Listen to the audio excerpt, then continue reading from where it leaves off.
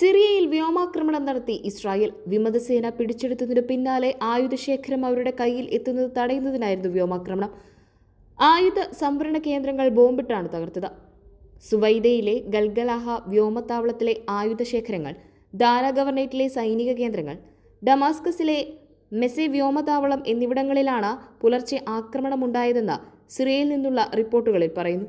Asad ഭരണകൂടത്തിന്റെ പതനത്തെ തുടർന്ന് സിറിയയിലെ ആയുധശേഖരങ്ങൾ തങ്ങൾ നിരീക്ഷിച്ചു വരികയാണെന്നും ഹിസ്ബുള്ളയ്ക്കോ ഇസ്രായേലിന് ഭീഷണിയാകുന്ന മറ്റേതെങ്കിലും ഘടകങ്ങൾക്കോ അവ ലഭിക്കുന്നത് തടയാൻ പ്രവർത്തിച്ചു വരികയാണെന്ന് ഇസ്രായേൽ പ്രതിരോധ സേന പറഞ്ഞു.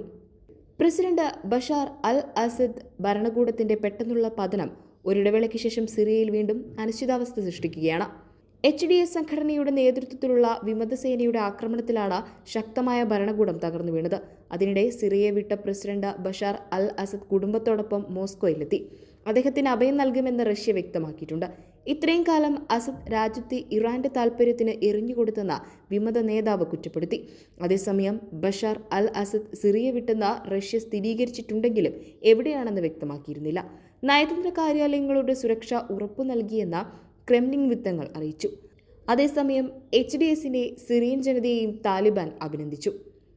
പ്രതീക്ഷിച്ചതിലും വേഗത്തിലാണ് സിറിയൻ തലസ്ഥാനമായ ദമാസ്കസും വിമത സായുധ സംഘം പിടിച്ചെടുത്തത്.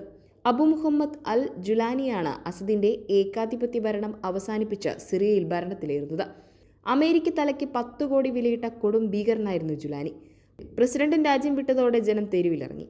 പതിറ്റാണ്ടുകളായി തലയുയർത്തി നിന്ന ബഷാർ അൽ അസദിന്റെ പ്രതിമകൾ ജനം എറിഞ്ഞു തകർത്തു. സിറിയൻ സൈന്യം, സുരക്ഷാ സേനയും ദമാസ്കസ് രാജ്യാന്തര വിമാനത്താവളം ഉപേക്ഷിച്ചുപോയി. സുപ്രധാന ഭരണ കാര്യാലയങ്ങളിൽ നിന്നെല്ലാം സൈന്യം പിന്മാറി.